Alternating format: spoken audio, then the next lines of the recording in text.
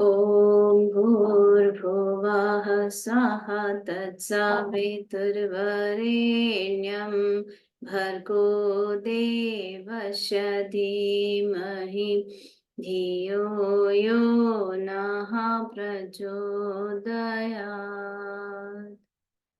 ॐ गुरुर्ब्रह्मा गुरुर्विष्णु गुरुरेव महेश्वरा गुरुरेव परब्रह्मा तस्मै श्री गुरवे नमः।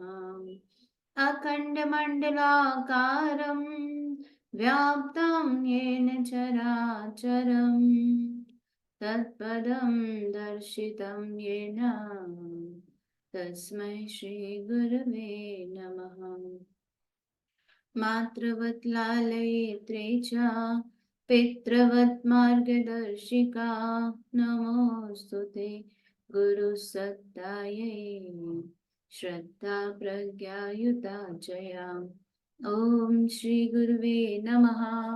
आवाहयामि स्थापयामि ध्यायामि ततो नमस्कारं करोमि। प्रणाम सभी को। आइए हम लोग स्वाध्याय आगे पढ़ते हैं। परिच्छेद 112 पढ़ रहे हैं, जिसमें श्री राम कृष्ण का महाभाव चैप्टर का नाम है, टॉपिक है गिरीश और मास्टर आदि के पास श्री राम कृष्ण अपने महाभाव की अवस्था का वर्णन कर रहे हैं। तो ठाकुर अपने महाभाव की जो अवस्था होती है उसे गिरीश और मास्टर को बता रहे हैं। ठाकुर भक्तों से कहते हैं उस अवस्था के बाद आनंद भी जितना है उसके पहले कष्ट भी उतना ही है। उस अवस्था के बाद आनंद भी जितना है उसके पहले कष्ट भी उतना ही है। महाभाव ईश्वर का भाव है, वह इस शरीर और मन को डावाडोल कर देता है। जैसे एक बड़ा हाथी कुटिया में समा गया हो, कुटिया डावाडोल हो जाती है, कभी वह नष्ट भी हो जाती है। कुटिया डावाडोल हो जाती है, कभी वह नष्ट भी हो जाती है। तो वैसे ये महाभाव जो है वो शरीर और मन को डावाडोल कर देता है। ईश्वर के लिए ईश्वर के लिए जो विरह अग्नि होती है वह बहुत साधारण नहीं होती। ईश्वर के लिए जो विरह अग्नि होती है वह बहुत साधारण नहीं होती। इस अवस्था के होने पर रूप और सनातन जिस पेड़ के नीचे बैठे रहते थे, कहते हैं उस पेड़ की पत्तियां भी झुलस जाया करती थी। इस अवस्था के होने पर रूप और सनातन जिस पेड़ के नीचे बैठे रहते थे, कहते उस पेड़ की पत्तियां भी झुलस जाया करती थी। इस अवस्था में मैं 3 दिन तक अचेत पड़ा रहा था, हिल डुल भी नहीं सकता था, एक ही जगह पर पड़ा रहता था। जब होश आया तब ब्राह्मणी मुझे पकड़कर नहलाने के लिए ले गई, परंतु हाथ से देह छूने की हिम्मत न थी। देह मोटी चादर से ढकी रहती थी। उसी चादर पर से मुझे पकड़कर ब्राह्मणी ले गई थी। देह में जो मिट्टी लगी हुई थी वह जल गई थी। देह में जो मिट्टी लगी हुई थी वह जल गई थी। जब वह अवस्था आती थी तब मेरू मज्जा के भीतर से जैसे कोई हल चला देता था। अब जी गया, अब जी गया, यही रट लगी रहती थी, परंतु उसके बाद फिर बड़ा आनंद होता था। भक्त मंडली आश्चर्यचकित होकर ये बातें सुन रही हैं। ठाकुर गिरीश से कहते हैं तुम्हारे लिए इतने की जरूरत नहीं है, मेरा भाव केवल उदाहरण के लिए है। तुम लोग अनेक बातें लेकर रहते हो, मैं सिर्फ एक को ही लेकर। मुझे ईश्वर को छोड़ और कुछ अच्छा लगता नहीं। उनकी इच्छा, हंसते हुए, एक डाल वाला पेड़ भी और 5 डालियों का पेड़ भी है। फिर सब हंसने लगते हैं। मेरी अवस्था उदाहरण के लिए, तुम लोग संसार धर्म का पालन करो, अनासक्त होकर, कीच लग जाएगी, परंतु उसे पांकाल मछली की तरह झाड़ डाला करो। कलंक के सागर में तैरो, फिर भी देह में कलंक को न छू जाएगा। गिरीश कहते हैं आपका भी तो विवाह हो गया है, हंसते हुए। ठाकुर कहते हैं हंसते हुए, संस्कार के लिए विवाह करना पड़ता है, परंतु मैं सांसारिक जीवन कैसे व्यतीत कर सकता था। ईश्वर दर्शन के लिए मेरी व्याकुलता इतनी इतनी तीव्र थी कि जब जब मेरे गले में जनेऊ डाल दिया जाता था वह आप ही गिर जाता था, मैं संभाल नहीं सकता था। एक मत में है सुखदेव का विवाह संस्कार के लिए हुआ था, एक कन्या भी शायद हुई थी। फिर सभी हंसने लगते हैं। कामनी और कांचन ही संसार है, ईश्वर को भुला देता है। कामनी और कांचन ही संसार ही ईश्वर को भुला देता है। गिरीश कहते कामनी और कांचन छोड़े तब ना। ठाकुर कहते उनसे व्याकुल होकर प्रार्थना करो, विवेक के लिए प्रार्थना करो। ईश्वर ही सत्य है और सब अनित्य है, इसी को विवेक कहते हैं। छन्ने से पानी छान लेना चाहिए, इस तरह उसका मैल एक तरफ पड़ा रहता है। अच्छा, जल एक तरफ आ जाता है। विवेक रूपी छन्नों का उपयोग करो। तुम लोगों ने छान कर जानकर संसार करना, यही विद्या का संसार कहलाता है। देखो ना, स्त्रियों में कितनी मोहनी शक्ति है। तिस पर अविद्या रूपणी स्त्रियां पुरुषों को मानो एक बेवकूफ जड़ पदार्थ बना देती हैं। जब देखता हूँ स्त्री पुरुष एक साथ बैठे हुए हैं, तब सोचता हूँ आहा, ये बिल्कुल ही गए।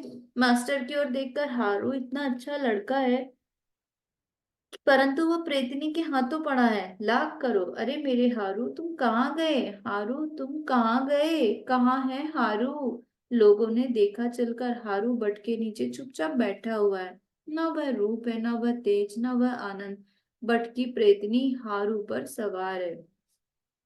बीबी अगर कहे जरा चले तो जाओ, बस आप उठकर खड़े हो गए। अगर कहा बैठो तो कहने भर की देर होती है, आप बैठ गए। एक उम्मीदवार बड़े बाबू के पास जाते जाते हैरान हो गया। काम किसी तरह ना मिला। बाबू ऑफिस के बड़े बाबू थे। वे कहते अभी जगह खाली नहीं है, मिलते रहना।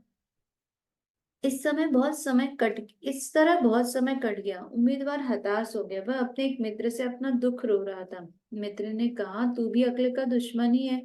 अरे उसके पास क्यों दौड़ धूप कर रहा है? गुलाब जान के पास जा, उससे सिफारिश करा तो काम हो जाएगा। उम्मीदवार बोला, ऐसी बात है तो मैं अभी जाता हूँ। गुलाब जान बड़े बाबू की रखेली है। उम्मीदवार उससे मिला, कहा, माँ तुम्हारे बिना किए ना होगा। मैं बड़ी विपत्ति में पड़ गया हूँ। ब्राह्मण का बच्चा हूँ, कहाँ मारा मारा फिरूं। माँ, बहुत दिनों से कामकाज कुछ नहीं मिला। लड़के बच्चे भूखों मर रहे हैं। तुम्हारे एक बार के कहने ही से मेरा मनोरथ सिद्ध हो जाएगा। गुलाब जान ने इस ब्राह्मण से पूछा, बेटा किससे कहना होगा? उम्मीदवार ने कहा, बड़े बाबू से जरा आप कह दें तो मुझे जरूर काम मिल जाएगा। गुलाब जान ने कहा, मैं आज ही बड़े बाबू से कहकर सब ठीक करा दूंगी। दूसरे दिन सुबह को उम्मीदवार के पास एक आदमी जाकर हाजिर हुआ। उसने कहा, आप आज ही से बड़े बाबू के ऑफिस जाया कीजिए। बड़े बाबू ने साहब से कहा, ये बड़े ही योग्य हैं, इन्हें काम पर मैंने रख लिया है। ऑफिस का काम ये बड़ी तत्परता के साथ कर सकेंगे। इसी कामनी और कांचन पर सब लोग लट्टू हैं, परंतु मुझे ये बिल्कुल नहीं सुहाता। सच कहता हूँ, राम दुहाई, ईश्वर को छोड़ मैं और कुछ नहीं जानता। सत्य बोलना कलयुग की तपस्या है। एक भक्त कहते, महाराज सुना है कि एक नया संप्रदाय नव हुल्लोल शुरू हुआ है। ललित चटर्जी उसका एक सदस्य है। ठाकुर कहते, संसार में भिन्न मत है, ये सब उसी एक ईश्वर तक पहुंचने के अलग अलग रास्ते हैं। पर आश्चर्य यह है कि हर एक मनुष्य यही सोचता है कि केवल उसी का मत ठीक है, फिर उसी की घड़ी ठीक समय बताती है। गिरीश मास्टर से कहते हैं, तुम जानते हो इसके बारे में पोप का क्या कहना है? It is with your judgement आदि। ठाकुर मास्टर से कहते हैं, इसका क्या अर्थ है? मास्टर कहते हैं, हर एक व्यक्ति सोचता है कि उसी की घड़ी ठीक समय बताती है, परंतु यथार्थ बात यह है कि भिन्न भिन्न घड़ियां एक ही समय नहीं बतलाती। ठाकुर ने कहा, परंतु घड़ियां चाहे जितनी गलत क्यों ना हो, सूरज कभी गलती नहीं करता है। मनुष्य को अपनी घड़ी सूरज से मिला लेनी चाहिए। अब एक भक्त कहते, महाराज अमुक व्यक्ति झूठ बोलता है। ठाकुर कहते, सत्य बोलना कलयुग की तपस्या है। इस जीवन में अन्य साधनाओं का अभ्यास करना कठिन है, परंतु सत्य पर दृढ़ रहने से मनुष्य ईश्वर को प्राप्त कर लेता है। गोस्वामी तुलसीदास जी ने कहा भी है कि सत्य वचन, ईश्वराधीनता तथा पर स्त्री को मात्र रूप से देखना, ये महान गुण है। अगर उनसे हरि न मिले तो तुलसी को झूठा समझो। केशव सेन ने अपने पिता का कर्जा अपने ऊपर ले लिया। वैसे कुछ लिखा पढ़ी भी नहीं थी। कोई और होता तो साफ इनकार कर जाता। मैं जोड़ा सासों साको में देवेंद्र के समाज में गया और वहां देखा कि केशव मंच पर बैठा ध्यान कर रहा है। उस समय वह तरुण अवस्था का था। उसे देखकर मैंने मथुर बाबू से कहा, जहां पर जितने लोग ध्यान धारणा कर रहे हैं उन सब में इसी तरुण युवक का शोला पानी के नीचे बैठ गया है। मछली मानो कटिया में मुंह लगाने वाली लगी है। एक आदमी था एक आदमी था, उनका नाम मैं नहीं बताऊंगा। वह 10,000 रुपयों के लिए अदालत में झूठ बोल गया। मुकदमा जीतने के लिए उसने काली माँ के पास मुझसे एक भेंट चढ़वाई। मुझसे बोला, बाबा कृपा करके ये भेंट माँ को चढ़ा दीजिए। बालक के समान विश्वास करके मैंने वह भेंट चढ़ा दी। भक्त भक्त ने कहा, तो सचमुच वह बड़ा अच्छा आदमी रहा होगा। ठाकुर कहते, नहीं, बात ऐसी थी, उसकी मुझ में इतनी श्रद्धा थी कि वह जानता था यदि मैं माता के पास भेंट चढ़ाऊंगा तो माँ उसकी प्रार्थना अवश्य स्वीकार कर लेगी। ललित बाबू का संकेत करते हुए ठाकुर ने कहा, क्यों, अहंकार पर विजय प्राप्त करना सरल बात है क्या? ऐसे लोग बहुत कम हैं जो अहंकार से रहित हो। हाँ बलराम, ऐसा है। एक भक्त की ओर इशारा करके कहते हैं, और देखो यह दूसरा है, इसके स्थान पर कोई और होता तो घमंड के मारे फूल जाता, बाल में कंघी करके मांग निकालता तथा अनेक प्रकार के तमोगुण उसमें प्रकट हो जाते। अपनी विद्यता पर उसे घमंड हो जाता। उस मोटे ब्राह्मण में प्राण कृष्ण की ओर संकेत करके, अब भी अहम भाव का कुछ लेश है। मास्टर से कहते, महिम चक्रवर्ती ने बहुत से ग्रंथ पढ़े हैं ना? मास्टर ने कहा, हाँ महाराज, उसने बहुत कुछ पढ़ा है। ठाकुर मुस्कुराकर कहते, मेरी इच्छा है कि उसकी और गिरीश की भेंट हो जाती, तब हम लोग उनके वाद विवाद का थोड़ा मजा देखते। गिरीश मुस्कुराते हुए कहते, क्या वह ऐसा नहीं कहता कि साधना के द्वारा सभी लोग भगवान श्री कृष्ण के सदृश हो सकते हैं? ठाकुर कहते, नहीं, बिल्कुल वैसी बात नहीं, अगर मगर हाँ, कुछ कुछ वैसी ही। अब एक भक्त कह रहे हैं, महाराज क्या सब श्री कृष्ण के सदृश हो सकते हैं? ठाकुर ने कहा, ईश्वर का अवतार अथवा जिसमें अवतार के कुछ चिन्ह होते हैं उसे ईश्वर कोटि कहते हैं। साधारण मनुष्य को जीव या जीव कोटि कहते हैं। साधना के बल पर जीव कोटि ईश्वर अनुभव कर सकता है, परंतु समाधि के बाद वह इस जगत पे फिर नहीं लौटता। ईश्वर कोटि मानो एक राजा के लड़के के सदृश होता है। उसके पास मानो 7 मंजिला महल के प्रत्येक कमरे की चाबी रहती है। वो सातों मंजिलों पर चढ़ सकता है और इच्छा अनुसार नीचे उतर भी सकता है। जीव कोटि एक मामूली कर्मचारी के समान होता है। वह उस महल के कुछ ही कमरों में प्रवेश कर सकता है, उतना ही उसका क्षेत्र है। जनक ज्ञानी थे, उन्होंने ज्ञान की उपलब्धि साधना द्वारा की, परंतु सुखदेव तो ज्ञान की मूर्ति ही थे। अब गिरीश कह रहे, ओ ऐसी बात है महाराज। तो ठाकुर कह रहे, सुखदेव ने साधना के द्वारा ज्ञान प्राप्त नहीं किया। सुखदेव के समान नारद को भी ब्रह्म ज्ञान था, परंतु वे लोगों के शिक्षणार्थ अपने में भक्ति को भी बनाए रखे। प्रहलाद की कभी कभी यह धारणा होती थी, मैं ही ईश्वर हूँ, सो हम। कभी अपने को ईश्वर दास समझते थे और कभी उसका बालक। हनुमान की भी यही दशा थी। ऐसी उच्च अवस्था प्राप्त करने का विचार सब लोग चाहे भले ही करे, परंतु उसे सब प्राप्त नहीं कर सकते। कुछ बांस पोले होते और कुछ अधिक ठोस होते। कामनी, कंचन तथा तीव्र वैराग्य। एक भक्त कहते, आपके ये सब भाव तो उदाहरण के लिए, तो हम लोगों को क्या करना होगा? ठाकुर कहते, ईश्वर प्राप्ति के लिए तीव्र वैराग्य चाहिए। ईश्वर के मार्ग का जिसे विरोधी समझो उसे उसी समय छोड़ दो, पीछे छोड़ देंगे, यह सोचकर उसे रखना चाहिए, उसे रखना उचित नहीं। कामनी और कांचन ईश्वर के मार्ग के विरोधी हैं, उनसे मन को हटा लेना चाहिए। धीमे तिताले पर चलते रहने से ना बनेगा। एक आदमी गमछा कंधे पर रखे नहाने जा रहा था। उसकी स्त्री बोली, तुम किसी काम के नहीं हो, उम्र बढ़ रही है, अब भी यह सब न छोड़ सके। मुझे छोड़कर तुम एक दिन भी नहीं रह सकते। परंतु अमुक अमुक को देखो, वह कितना त्यागी है। पति ने कहा, क्यों, उसने क्या किया? स्त्री ने कहा, उसकी 16 स्त्रियां, वह एक एक करके सबको छोड़ रहा है, तुम कभी त्याग न कर सकोगे। पति ने कहा, एक एक करके त्याग? अरे पगली, वह त्याग हरगिज न कर सकेगा। जो त्याग करता है वह क्या कभी जरा जरा सा त्याग करता है? स्त्री ने हंसते हुए कहा, फिर भी वह तुमसे अच्छा है। पति ने कहा, अरे तू नहीं समझी, वह क्या त्याग करेगा? त्याग मैं करूंगा, यह देख, मैं चला। तीव्र वैराग्य यह है। जो ही विवेक आया कि उसी समय उसने त्याग किया, गमछा कंधे पर डाले हुए ही वह चला गया। संसार का काम ठीक कर जाने के लिए भी नहीं आया। घर की ओर एक बार मुड़कर उसने देखा भी नहीं। जो त्याग करेगा उसमें मन का बल खूब होना चाहिए। डाका मारने का भाव, डाका डालने के लिए डाकू जिस तरह किया करते, मारो, लूटो, काटो। तुम लोग और क्या करोगे? उनकी भक्ति तथा कुछ प्रेम प्राप्त कर दिन पार करते रहना। कृष्ण के चले जाने पर यशोदा पागल की भांति श्रीमती के पास गई। उन्हें दुखित देखकर श्रीमती ने आद्या शक्ति के रूप से उन्हें दर्शन दिया। कहा, माँ मुझसे वर की प्रार्थना करो। यशोदा ने कहा, अब और क्या वर लूं? यह कहो कि मन, वाणी और कर्म से वन मन वाणी और कर्म से श्री कृष्ण की सेवा कर सको। इन आंखों से उसके भक्तों के दर्शन हो, जहां जहां उसने लीला की है, जहां जहां उसने लीला की, ये पैर वहां वहां जा सके, ये हाथ उसकी और उसके भक्तों की सेवा करे, सब इंद्रिय उसी के काम में लगी रहें। ये कहते कहते ठाकुर को भावावेश हो रहा है। एकाएक आप कह रहे हैं, संहार मूर्ति काली या नित्य काली, संहार मूर्ति काली या नित्य काली। बड़े कष्ट से ठाकुर ने भाव का वेग रोका, उन्होंने कुछ पानी पिया। यशोदा की बात फिर कहने जा रहे हैं कि महेंद्र मुखर्जी आ पहुंचे। ये तथा उनके छोटे भाई प्रिय मुखर्जी अभी थोड़े दिनों से ठाकुर के पास आने जाने लगे हैं।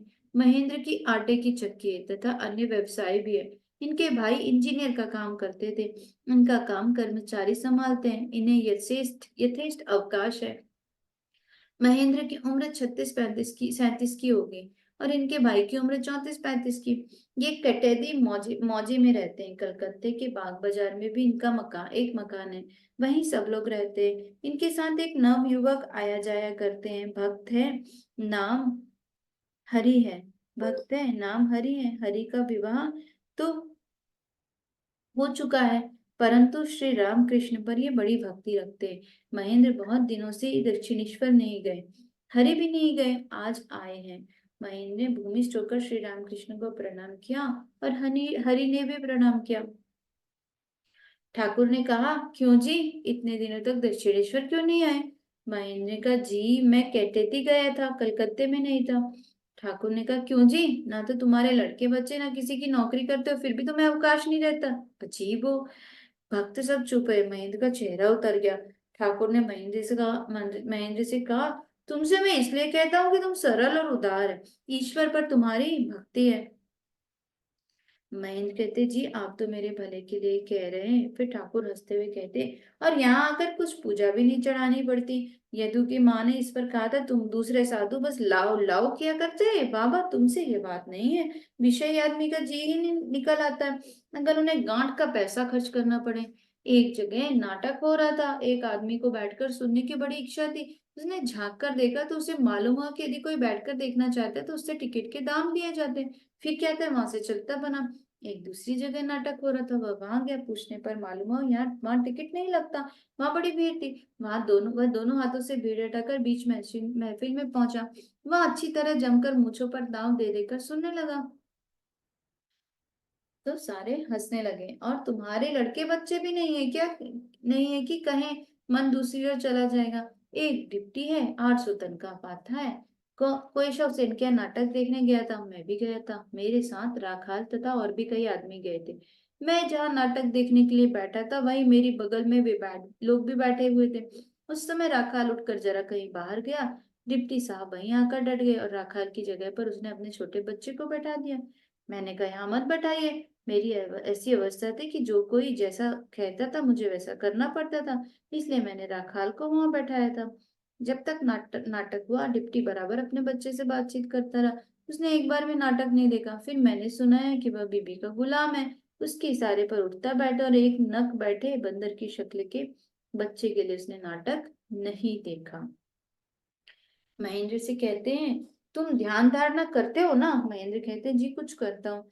ठाकुर कहते, कभी कभी आया करो। महेंद्र हंसते हुए कहते, जी कहाँ कैसी गिरा पड़ी हुई है आप जानते ही हैं, जरा देखिएगा। ठाकुर हंसते हुए, पहले आया तो करो, तब तो दाब दुब कर देखूंगा कहाँ गिरा है कहाँ क्या है। तुम आते क्यों नहीं हो? महेंद्र बोलते, महाराज आजकल काम से फुर्सत नहीं मिलती, इस पर कभी कभी केदटी के मकान का इंतजाम करना पड़ता है। ठाकुर महेंद्र से बोलते, भक्तों की ओर इशारे से बतलाकर, क्या इनके घर द्वार नहीं है या कामकाज नहीं है? ये किस तरह आया करते? फिर हरि से बोलते, तू क्यों नहीं आता, तेरी बीवी आई है ना? तो हरि कहते, जी नहीं। ठाकुर कहते, तू तो क्यों भूल गया? हरि कहते, जी मैं बीमार हो गया था। ठाकुर भक्तों से कहते, हाँ दुबला तो हो गया, इसे भक्ति तो कम है नहीं, इसे भक्ति तो कम है नहीं, भक्ति के दौड़ का हाल फिर क्या पूछना, उत्पाती भक्ति है। फिर हंसने लगते हैं। फिर ठाकुर एक भक्त की स्त्री को हावी की माँ कहकर पुकारते थे। हावी की माँ के भाई आए हुए हैं, कॉलेज में पढ़ते हैं, उम्र कोई 20 साल की होगी। वे क्रिकेट खेलने के लिए जाएंगे, इसलिए उठे। उनके साथ उनके छोटे भाई भी उठे, ये भी ठाकुर के भक्त है। कुछ देर बाद द्विज के लौट आने पर ठाकुर ने पूछा, तू नहीं गया? किसी भक्त ने कहा, ये गाना सुनेंगे इसलिए चले आए हैं। आज ब्रह्म भक्त श्री त्रैलोक्य का गाना होगा। पलटू भी आ गए। ठाकुर कहते, कौन? अरे पलटू। एक और नवयुवक भक्त आए, उनका नाम पूर्ण है। ठाकुर के कई बार बुलवाने से तो ये आए हैं। घर वाले इन्हें आने ही नहीं देते थे। मास्टर जिस स्कूल में पढ़ाते हैं वे वहीं 5वीं कक्षा में पढ़ते हैं। 5वीं कक्षा में पढ़ते हैं। इन्होंने ठाकुर को भूमिष्ठ प्रणाम किया। ठाकुर उन्हें अपने पास बैठाकर धीरे धीरे बातचीत कर रहे हैं। मास्टर पास बैठे हुए दूसरे वक्त दूसरे ही विचार में डूबे। गिरीश एक और बैठे हुए केशव चरित पढ़ रहे हैं। ठाकुर पूर्ण से कहते, यहाँ आया करो। फिर गिरीश मास्टर से कहते, यह कौन है? मास्टर विरक्ति से कहते, लड़का है और कौन है? गिरीश कहते, लड़का है ये तो देख ही रहा हूँ। फिर मास्टर डरे कि कहीं 4 आदमी जान गए और लड़के के घर तक खबर फैली तो इसके लिए अच्छा ना होगा और उससे मास्टर पर भी दोषारोपण होता है। इसलिए बच्चे के साथ ठाकुर धीरे धीरे बातचीत कर रहे हैं। ठाकुर ने कहा, जो कुछ मैंने बतलाया था सब करते जाना। बच्चे ने कहा, जी हाँ। ठाकुर ने कहा, स्वप्न में कुछ देखते हो? अग्नि, शिखा, जलती हुई मशाल, सुहागिन स्त्री, शमशान, यह सब देखना बहुत अच्छा है। बच्चे ने कहा, आपको देखा है, आप बैठे हुए कुछ कह रहे थे। ठाकुर ने कहा, क्या उपदेश? अच्छा क्या सुना, एक कहो तो जरा। बच्चे ने कहा, याद नहीं है। ठाकुर ने कहा, नहीं याद है तो नहीं सही, यह बहुत अच्छा है, तुम्हारी उन्नति होगी, मुझ पर आकर्षण है ना। कुछ देर बाद ठाकुर कह रहे, यहाँ वहां नहीं जाओगे, अर्थात दक्षिणेश्वर में। बच्चा कह रहा, मैं यह नहीं कह सकता। ठाकुर ने कहा, क्यों? वहां तुम्हारा कोई आदमी है ना। बच्चे ने कहा, जी हाँ, परंतु वहां जाने की सुविधा नहीं है। गिरीश केशव चरित पढ़ रहे हैं। ब्रह्म समाज के श्रीयुत त्रैलोक्य ने यह पुस्तक लिखी है। इसमें लिखा है, पहले श्री रामकृष्ण देव संसार से विरक्त थे, परंतु केशव से मिलने के बाद उन्होंने अपना मत बदल दिया। अब श्री रामकृष्ण देव कहते हैं कि संसार में भी धर्म होता है। इसे पढ़कर किसी किसी भक्त ने ठाकुर से यह बात कही है। भक्तों की इच्छा है कि त्रैलोक्य का साथ इस विषय पर बातचीत हो। ठाकुर को पुस्तक पढ़कर यह बात सुनाई गई थी। गिरीश के हाथ में वे पुस्तक देकर श्री रामकृष्ण गिरीश, मास्टर राम तथा दूसरे भक्तों से कह रहे हैं, वे लोग वही लेकर हैं, इसलिए संसार संसार रट रहे हैं। कामनी और कांचन के भीतर है ना, उन्हें पा लेने पर ऐसी बात नहीं निकलती। ईश्वर का आनंद मिल जाता है, तब संसार तो काक विष्ठावत जान पड़ता है। मैं पहले सबसे किनारकशी कर गया था। विषयी लोगों का साथ तो छोड़ो, बीच में भक्तों का संग भी छोड़ दिया था। देखा, सब पटापट कूच कर जाते हैं, मर जाते हैं, और यह सुनकर मेरा कलेजा दहलता था। उस समय कुछ कुछ तो आदमियों में रहता भी हूँ। संकीर्तन के आनंद में गिरीश घर चले गए, फिर आएंगे। श्री जयगोपाल सेन के साथ त्रैलोक्य आ गए। उन्होंने ठाकुर को प्रणाम करके आसन ग्रहण किया। ठाकुर उनसे कुशल प्रश्न पूछ रहे हैं। फिर कह रहे, छोटे नरेन ने आकर भूमिष्ठ को प्रणाम किया। ठाकुर ने कहा, क्यों रे, तू शनिवार को तो फिर नहीं आया? अब त्रैलोक्य का गाना होने वाला है। ठाकुर कहते हैं, आहा, उस दिन तुमने आनंदमयी गान माता का गाना गाया, कितना सुंदर गाना था। और सब आदमियों के गाने अलोने लगते हैं। उस दिन नरेन का गाना भी अच्छा नहीं लगा, जरा वही गाना गाओ तो। त्रैलोक्य गाने लगे, जय सची सची नंदन। ठाकुर मुंह धोने के लिए जा रहे हैं। स्त्रियां चिक के पास व्याकुल भाव से बैठी हुई थी। उनके पास ठाकुर दर्शन के लिए जाएंगे। त्रैलोक्य का गाना हो रहा है। ठाकुर कमरे में लौटकर त्रैलोक्य से कह रहे हैं, जरा आनंदमयी का गाना गाओ तो। त्रैलोक्य गा रहे हैं, माता मनुष्य संतानों पर तुम्हारी कितनी प्रीति है। माता, मनुष्य संतानों पर तुम्हारी कितनी प्रीति है। जब इसकी याद आती तब आंखों से प्रेम की धारा बह चलती है। मैं जन्म से ही तुम्हारे श्री चरणों में अपराधी हूँ। मैं जन्म से ही तुम्हारे श्री चरणों में अपराधी हूँ। फिर भी तुम मेरे मुख की ओर प्रेम पूर्ण नेत्रों से देखकर मधुर स्वर से पुकार रही हो। जब यह बात याद आती है तब दोनों नेत्रों से प्रेम की धारा बह चलती है। तुम्हारे प्रेम का भार अब मुझसे ढोया नहीं जाता। जी विकल होकर रो उठता है। तुम्हारे स्नेह को देखकर हृदय विदीर्ण हो जाता है। माँ, तुम्हारे श्री चरणों में मैं शरणागत हूँ। गाना सुनते ही छोटे नरेन गंभीर ध्यान में मग्न हो रहे हैं। शरीर काष्ठवत जान पड़ता है। ठाकुर मास्टर से कह रहे हैं, देखो देखो, कितना गंभीर ध्यान है, बाहरी संसार का ज्ञान बिल्कुल नहीं है। गाना समाप्त हो गया। ठाकुर ने त्रैलोक्य से कहा, दे माँ, पागल करे गाने के लिए कहा। राम ने कहा, कुछ हरि नाम होना चाहिए, त्रैलोक्य गा रहे हैं, मन एक बार हरि का हो।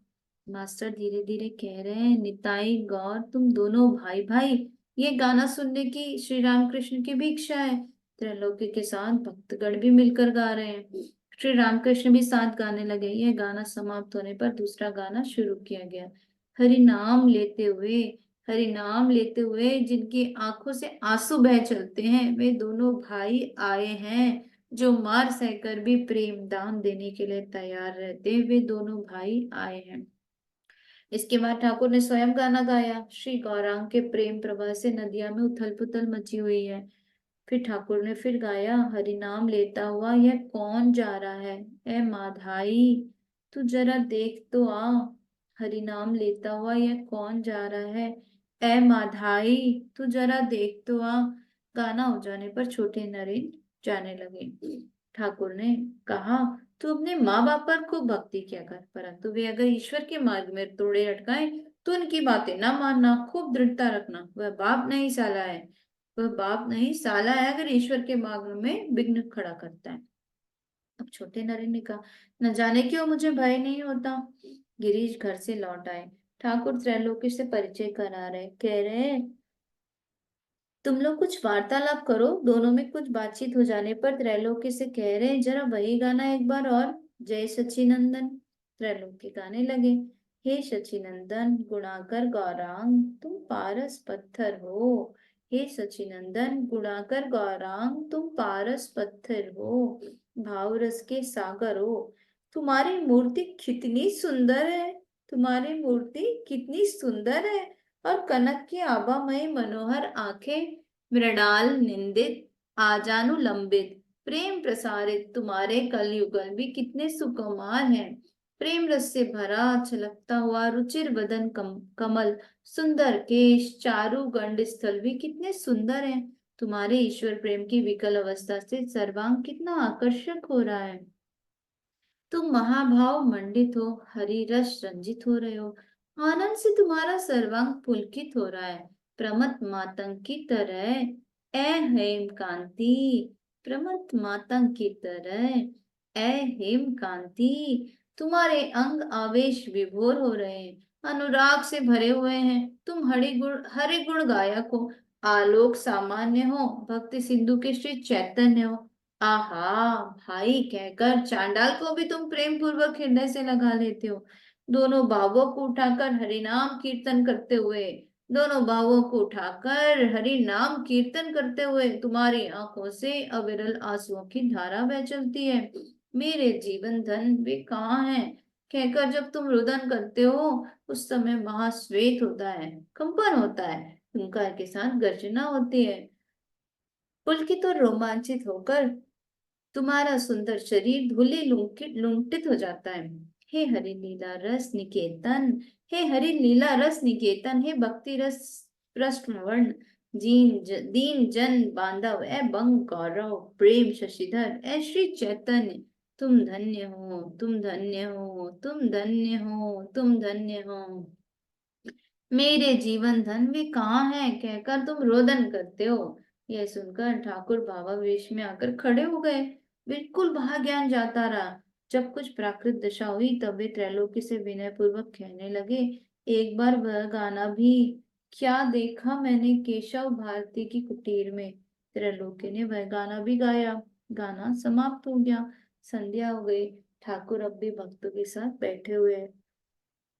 ठाकुर राम से कहते, बाजा नहीं है, अगर अच्छा बाजा रहा तो गाना खूब जमता है। हंसते हुए कहते, बलराम का बंदोबस्त क्या है जानते हो, ब्राह्मण की गौ, जो खाए तो कम पर दूध दे सेरो। सारे हंसते हैं, बलराम का भाव है, आप लोग खूब गाइए बजाइए। सारे हंसने लगते हैं। प्रणाम सभी को, आज यहीं तक पढ़ते हैं, इसके आगे का कल करेंगे। ओम असतो मा सद्गमया,